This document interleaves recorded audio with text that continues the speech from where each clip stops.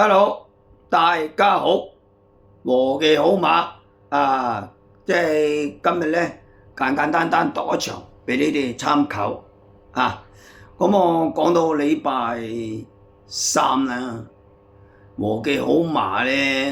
嗰啲馬咧就一般啦即係現場咧都降咗兩場，第二場唔得，第二場唔得。即係第三場都跑到第二，都算可以嘅。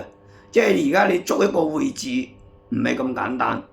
而且我啲度嗰啲馬咧比較冷啲熱門咧我度現場我覺得 OK， 我先敢講嘅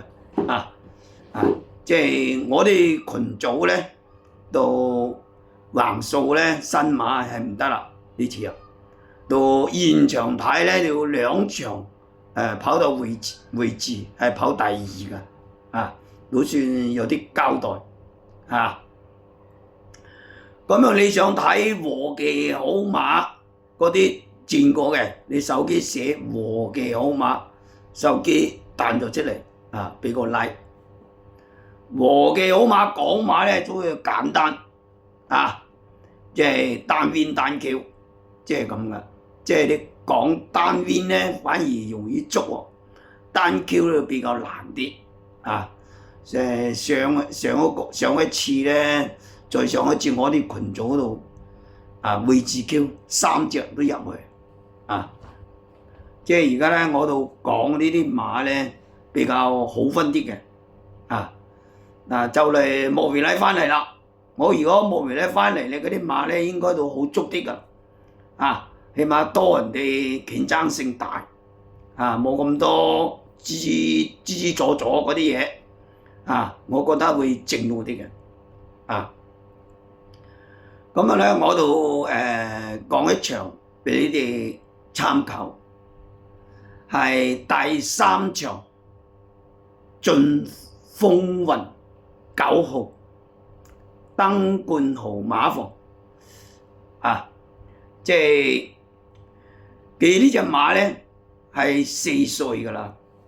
我都留意佢啦。上兩次咧都係金城江騎跑1600最收尾呢次咧係又係跑1600，又係金城江騎。而家咧隔咗29日，即係上一次咧。佢呢隻馬輸都係唔知跑好似跑到1214隻馬跑到12，唔知12 13。點解我會要介紹呢隻馬咧？佢頭馬同埋13跑到差唔多最尾咁滯啦，頭馬同佢唔相差3個馬位，上一次冇咩跑到㗎呢次咧，我睇佢嘅狀態前操又 OK 嘅，咁所以咧我就捉呢隻冷馬賓德禮騎。再